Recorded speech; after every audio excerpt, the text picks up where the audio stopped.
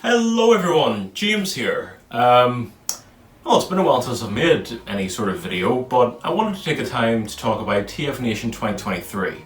The last time I was at TFNation was 2019. Then we had the big health pandemic for a while, and then I wasn't able to attend last year because of starting a new job.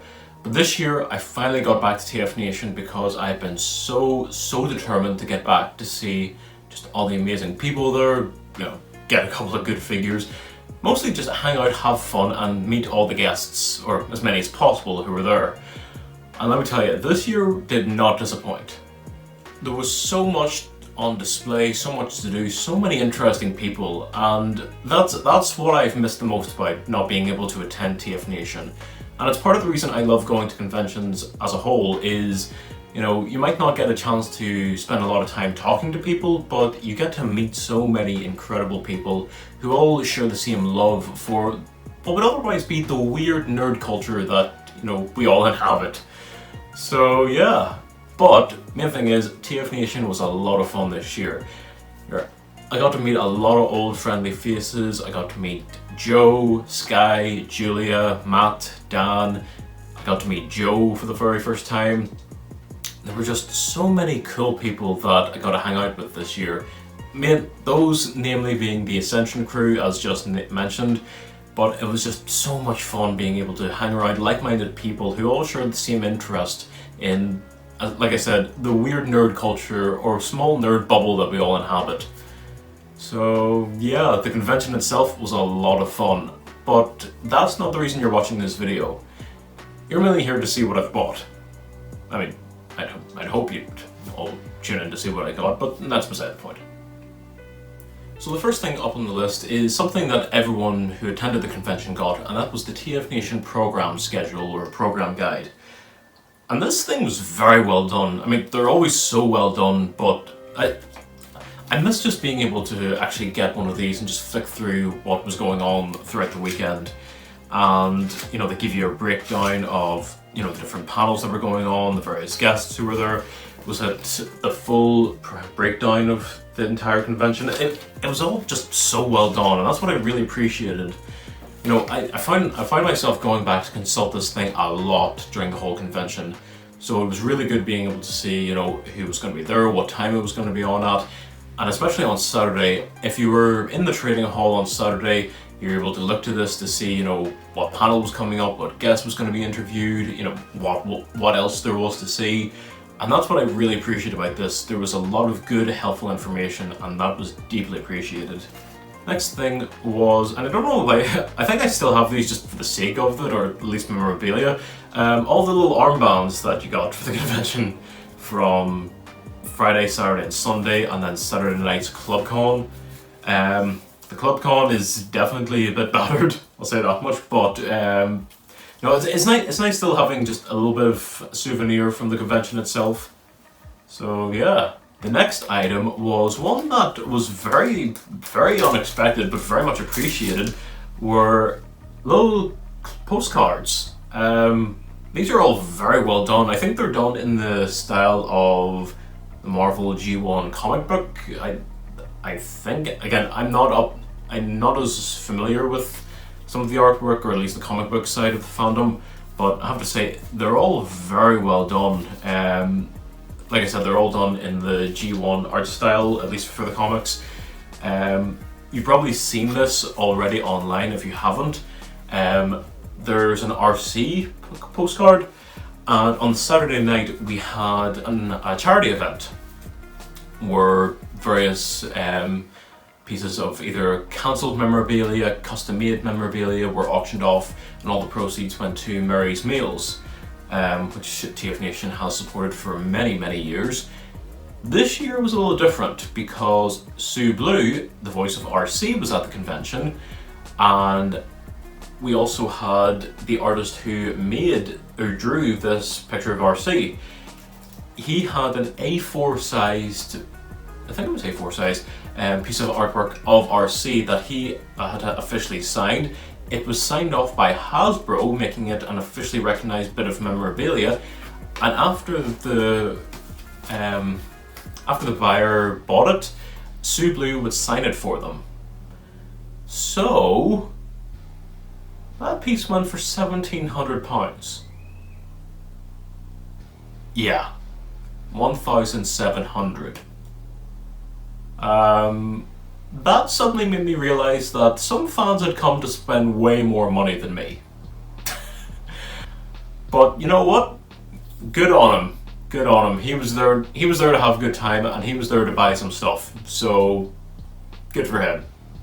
The next piece was from the Trader Hall itself. I forget if I got this on Saturday or Sunday, but it's a neat little coaster of Optimus with the Matrix.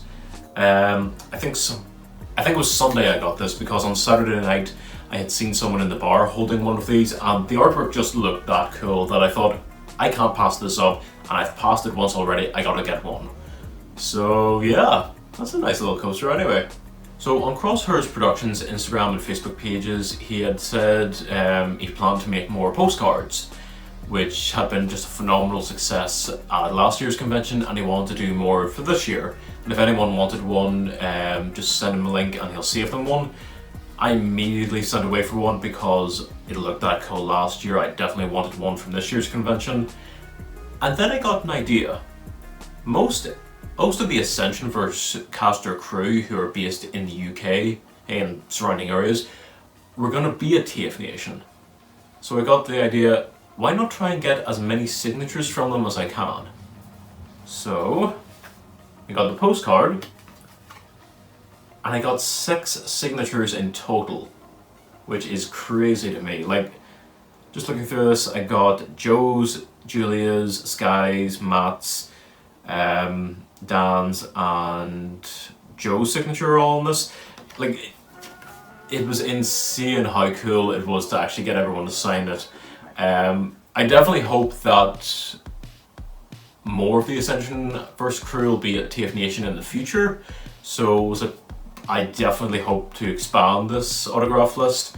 Yeah, that'll be really, really cool. Mason, Larry, this is in no way hinted toward you. And then the last piece of sort of smaller memorabilia is I managed to get a piece of artwork from Nick Roach, and he even signed it for me, which is the Autobot and Terran cast of Earthspark. And I have to say, I absolutely love this piece of artwork. I mean, just look at them. Look at them. Not gonna lie, was it obviously you have human characters, and then you have the Terrans, who are brand new original characters, but then the legacy characters all across the top there, some of them just have great designs in the show. Megatron, Grimlock, and Wheeljack would definitely be some of my favourite designs from the entire show. Grimlock in particular, I've always thought has had sort of a very stock standard design, or at least he has a very unique one that's kind of hard to mess up. And in Earthspark, he looks absolutely perfect. I just love his design. Wheeljack, I love even more. And even more than I love Wheeljack's, I love Megatron's. It's funny, Megatron's design in the show is very IDW inspired, which was very much what Nick Roach wanted to do. But his vehicle mode, I've always had a weird thing with Megatron being a helicopter. I've not always liked that. You know, yes, he's been a helicopter twice in animated and now in Earthspark. But what I find odd is, like I said, I don't like him as a helicopter, but he had phenomenal robot modes in each version of that show, or in each of the shows. So it was great to see just a really cool looking Megatron. And again, I saw that piece of artwork and there was no way I could pass this up. He also had one of the Decepticon cast of the show. It didn't appeal to me just as much. I just really love this lineup here. So yeah, there was no way I was going to pass this up. God, that's so cool. So we've taken a look at the smaller bits and pieces that I got from the convention. It's time to talk about the figures. This is the main thing you're all here for. And the first 2 figures are, ironically, the first 2 that I got. And stranger still, they're the same character from the Studio Series line. Studio Series Gamer Edition Optimus Prime, and Studio Series Rise of the Beasts Optimus Prime. Now I'm gonna start with Rise of the Beasts Optimus. This is a damn good figure. I know a couple of people have had their issues with it, and it is true that it's not perfect, but whatever imperfections it might have are greatly outweighed by just how much fun this figure is.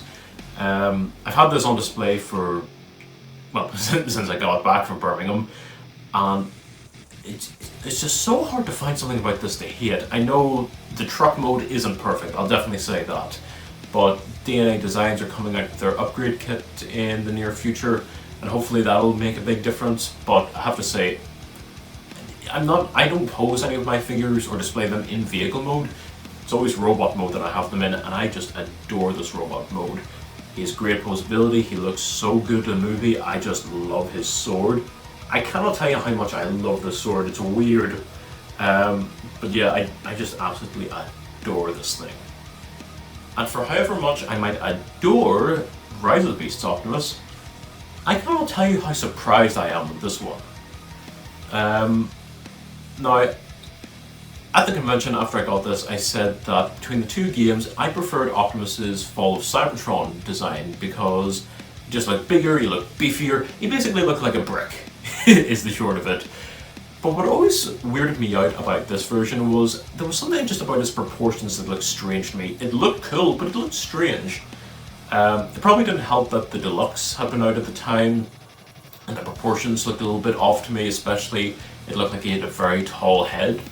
But as time went on, I didn't really think much about the Deluxe. Then when this guy was announced, I thought, that looks like a big, beefy Optimus Prime. Sign me up. You know, and I got to thinking, oh sure, this'll be fun. I am just absolutely amazed at how good this figure is. I mean, yeah, there are, you know, the backs of the legs and the back in particular, there is a little bit of kibble there. But that's just about the only nitpick I have about this thing. This thing feels like it's built like a tank. And in vehicle mode, it looks it. It is just a giant brick. A giant streamlined brick even. But in robot mode, this guy is phenomenal. I mean, he has great articulation. He has a battle axe, for one thing. The gimmick of swapping out the arms for the blasters in the game is, personally, I just think a really fun gimmick. And this one looks so good. And then, as if that wasn't enough, this guy comes with a matrix. It's been a while since, I think the last Optimus I got was the last Optimus that I got that had a matrix was the Earthrise version. So to have a new Optimus with another matrix is really, really cool. And it's a nice looking matrix too. So yeah, similarly to, or much like the Studio Series, much like the Rise of the Beasts Optimus figure, DNA Designs are coming up with an upgrade kit for this guy. And honestly, I'm thinking about getting it because, you know, there are a few bits and pieces I'm sure would look better with the upgrade kit, but the main thing is that they're coming out with an updated axe. And while this one is really nice, it is a little bit bland. They definitely skipped out on the paint budget for this one. And what's weird is, even though it is very nicely scaled to this guy, it still feels a little bit small. You know, I prefer the idea of a bigger battle axe, you know, but I have to say, genuinely, this would have to be probably my favorite figure of the year, and if this is in one of the top 10 figures of the entire year, period, I would be genuinely surprised. So, yeah, just a damn good figure, and honestly, if you are on the fence about this guy, just pick him up. This is a lot of fun. Next up is a figure that I had been thinking about for a while, but had still been on the fence on, until I saw the box it was in. Hunt for the Decepticons Battle Blade Bumblebee. I still maintain this is one of the best movie Bumblebees Hasbro ever put out. This thing was just an absolute smash hit back in 2010. And like, looking back at it, maybe it is a little bit tall, but I have to say, this thing is still an absolute beast of a figure. I don't feel like there's a proper way to describe it. You know, he was tall, but he was highly articulated, and he looked fantastic. I mean, he had a battle axe, he had a gun that converted out of his arm. He was one of the first deluxe Bumblebees to have... Actually, Oh yeah, no. It was one of the first Bumblebees to have a retractable face mask, or battle mask. And still, none of the other figures that had battle masks looked anywhere near as good as this. I know, with Studio Series now, we are getting Bumblebees left and right, and many of them do have the battle mask, but that's just the head. That's a molded piece that the head is screwed into. We don't have Bumblebees that have, a retractable face like that. That is still such a cool feature. For a minute I was going to say it's the only Bumblebee that has had a face mask or battle mask, but I remember the Age of Extinction one did, and that wasn't a very good figure. So yeah, this one wins on the technicality of being the only good one. But I remember was thinking about doing like a custom or something with this figure, and I wanted to see if I could pick one up. I got to the Space Bridge, and this thing was still mint in box for £15. That's a hell of a deal. So I just instantly picked it up, and I'm so happy because this thing is still such a kick-ass figure. So yeah, I'll have to wait and see what custom I do with this, but in the meantime, this is still a kick-ass figure. Next up is a figure that I was actually gifted by another fan, and it's the Botshots Jazz. I never got these figures when they came out. I just felt like I wasn't... Well, I don't think I was in the right age demographic for them, and they just never really appealed to me. But I have to say, this is a fun little figure. I think some of the springs are either a little bit loose or a little bit short, because anytime that I fold them up into car mode, there are some things that just never want to click. Don't know if that was like sort of an issue with the line, but there are times that the feet never want to lock into place. But I have to say, this is a lot of fun.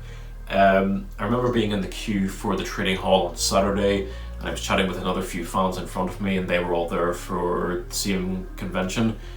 Of course, they were there for the same convention. But they were all planning to get their own things, and one of them in particular, she was looking for Astro Train. And after a while we split up, we came back, or we met up again. I was in the queue for Nick Roach at the time, and they said, "We have a gift for you," and presented me with Jazz. And I was really chuffed, and I didn't want to, be gifted something and not return that favour, which is actually where the next figure comes into play, and that's Thrilling 30 Generations Cosmos.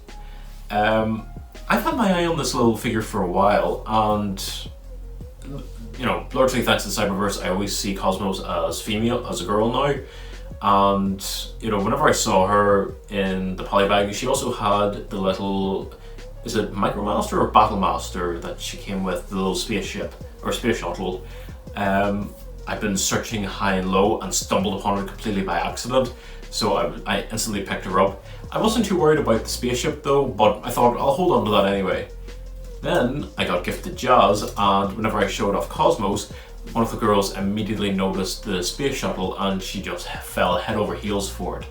So I gave her the space shuttle, and she was just delighted with that. So it was nice that I was able to return that favour, because they went out of their way to get me Jazz, and I didn't want to, be indebted there. I want to be nice and return the favour, So yeah, as well as it happens, in a week's time, I'm going out on a US road trip.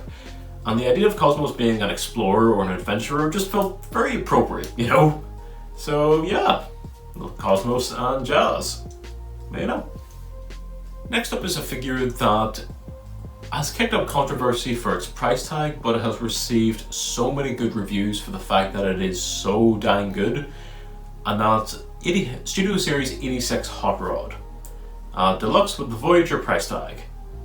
Now, I had no intention of getting this whatsoever, but then Joe had to come along and show off his Shatterglass, Rodimus and Sideswipe 2-pack, where this figure is repainted and the face is retooled to look like the Shattered Glass version.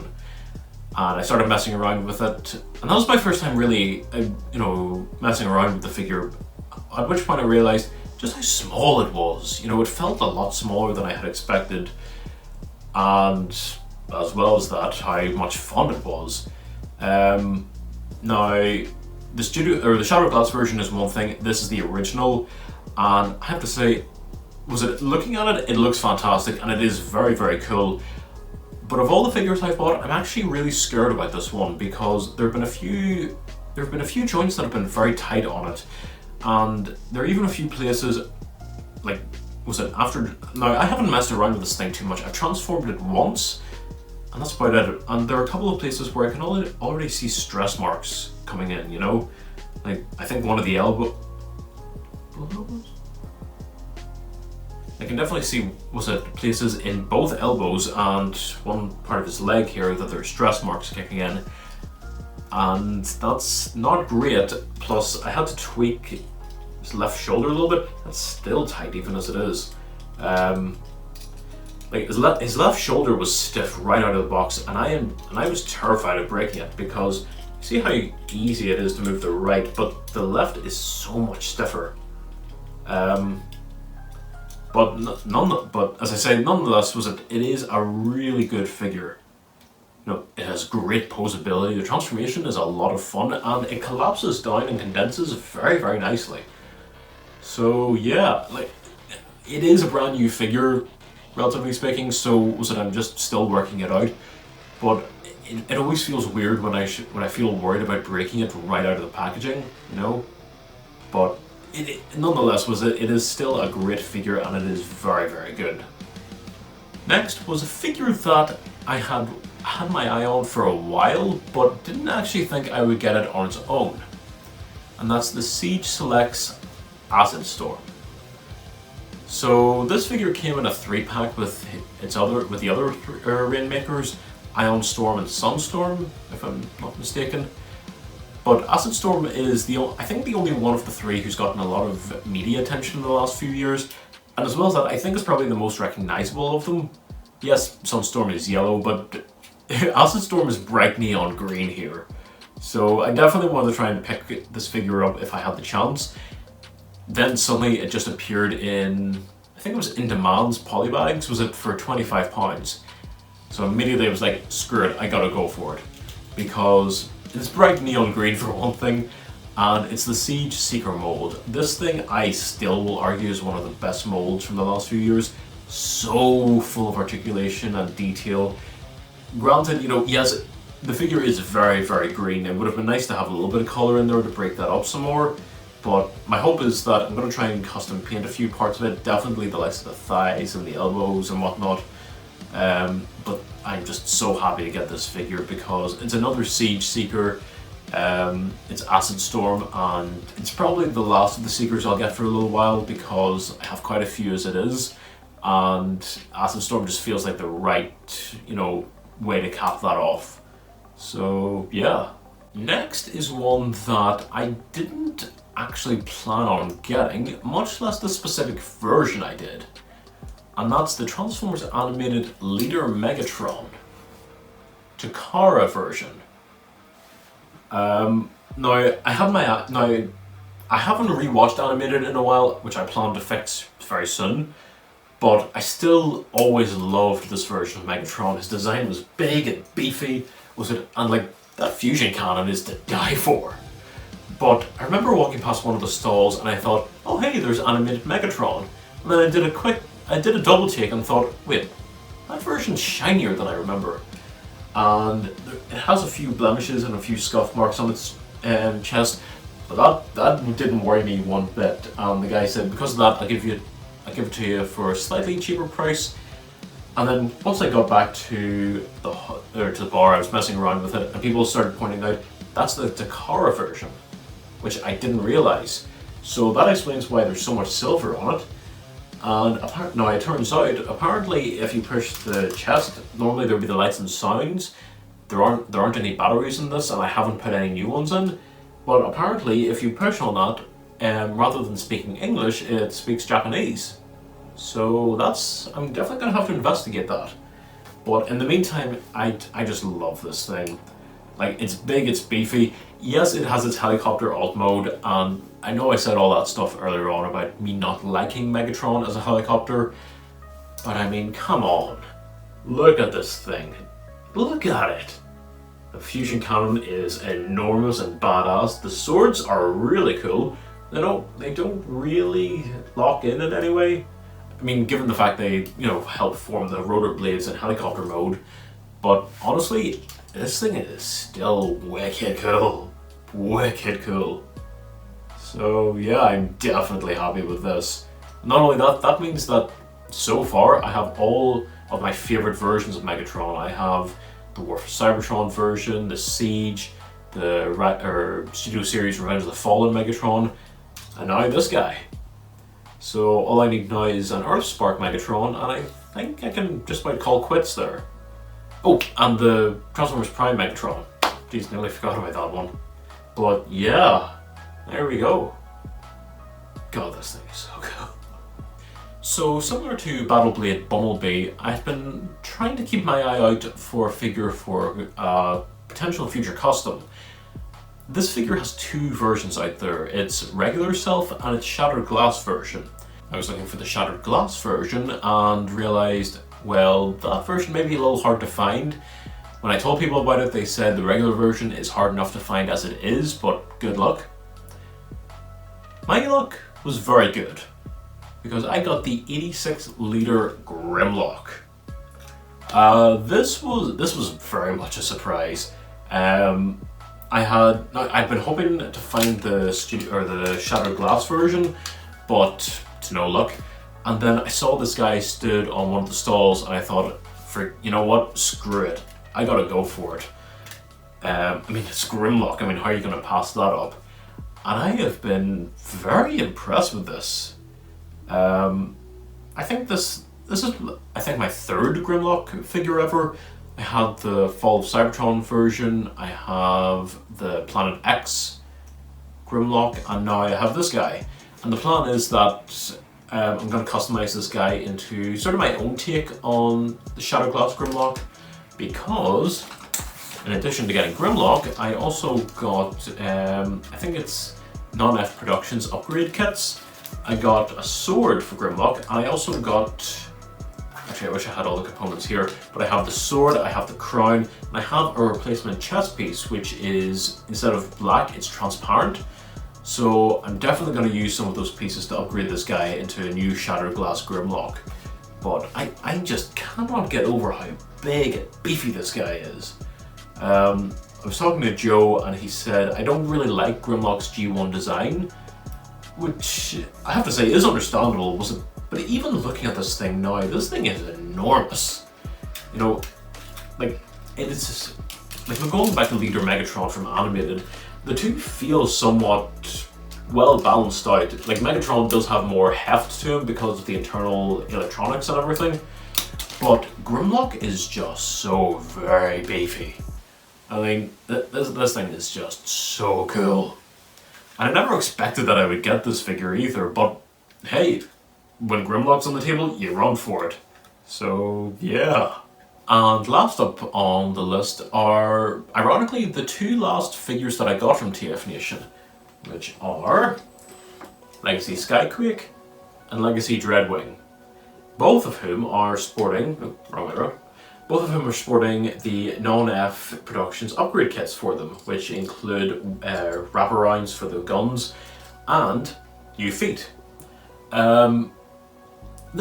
Again, this is a weird one because I had no intention of getting either of these two. The figures looked very cool, but I still had the Prime Dreadwing figure, and I was happy with that. And of course, Joe had to break out the Dreadwing he'd just gotten, and I thought, you're really going to force me into it, aren't you? Okay, fair enough, you win. And I got Skyquake and Dreadwing, and I have to say, I am very impressed with these two.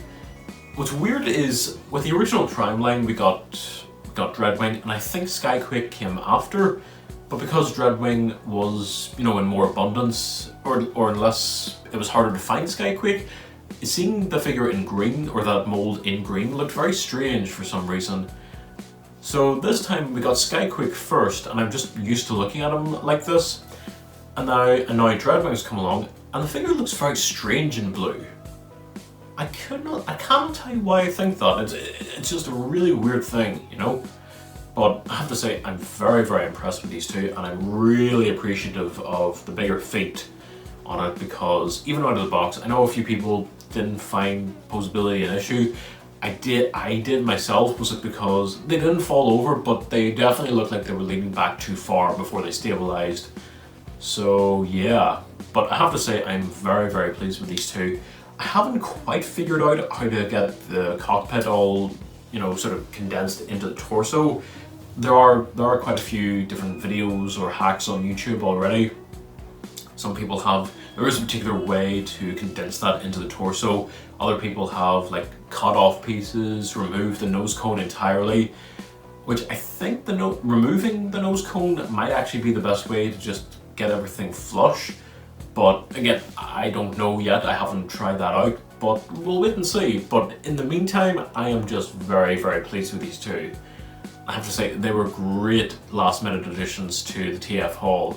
So that was my entire haul from TFNation.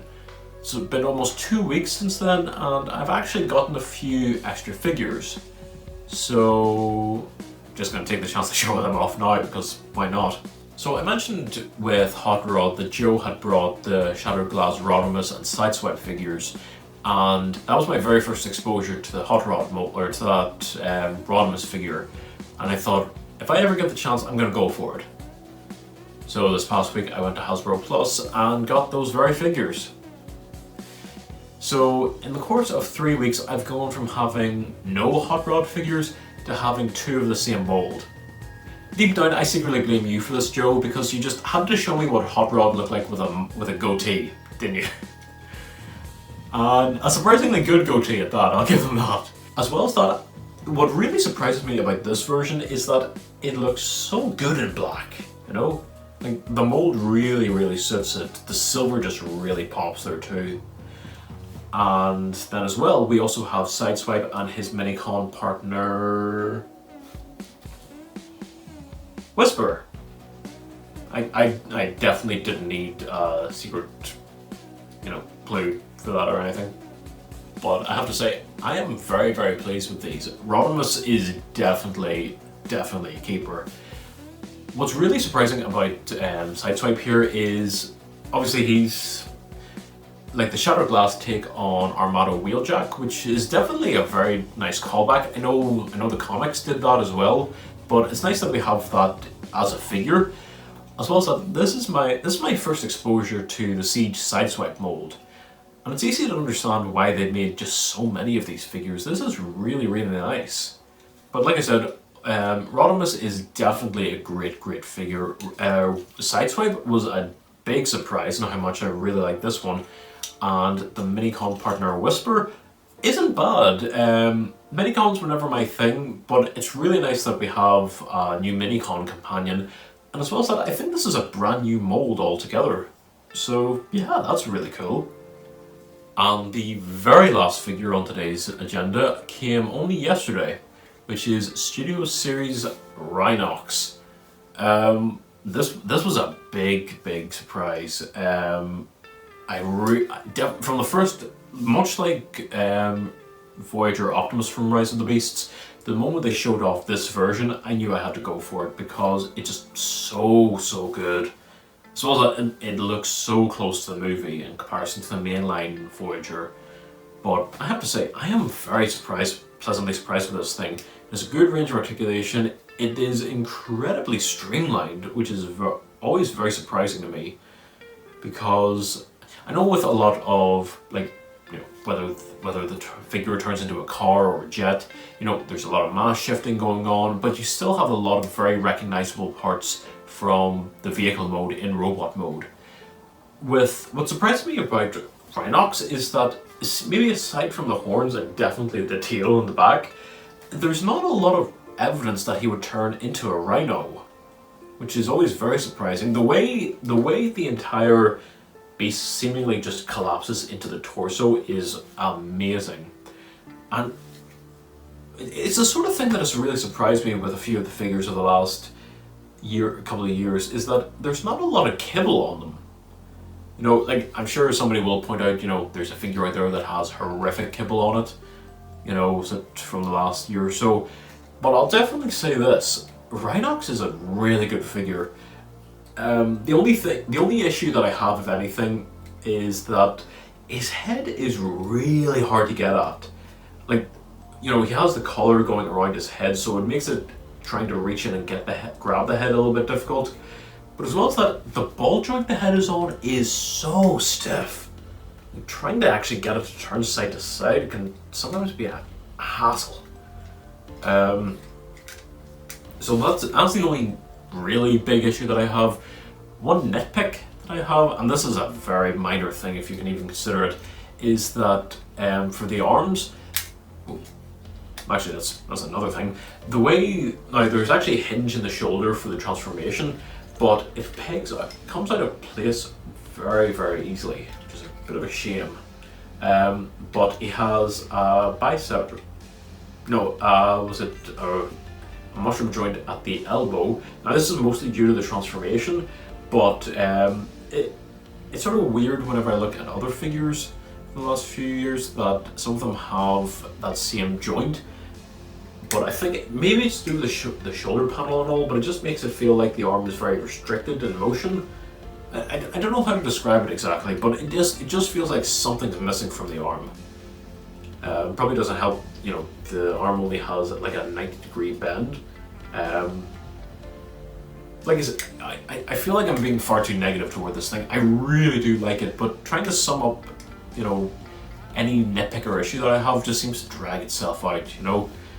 But please don't think any less of this figure. This is a really nice figure, and it's a really good representation of Rhinox from the movie.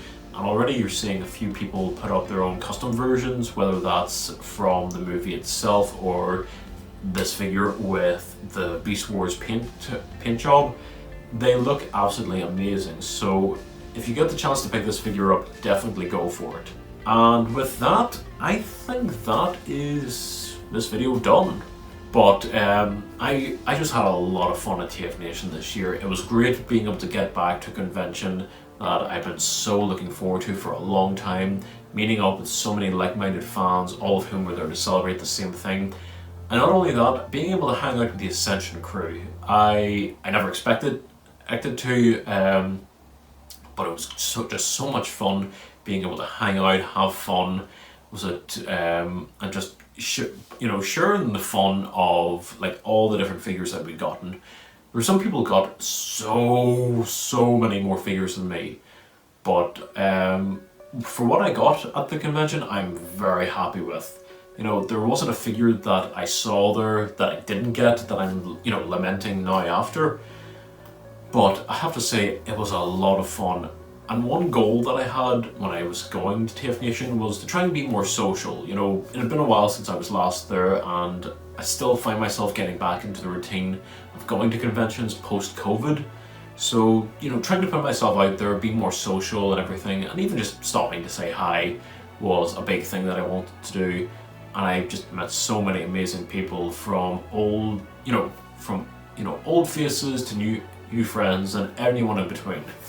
And just saying hi to as many people as I could. That was my main objective. Just be out there, have fun, and more than anything, say hi.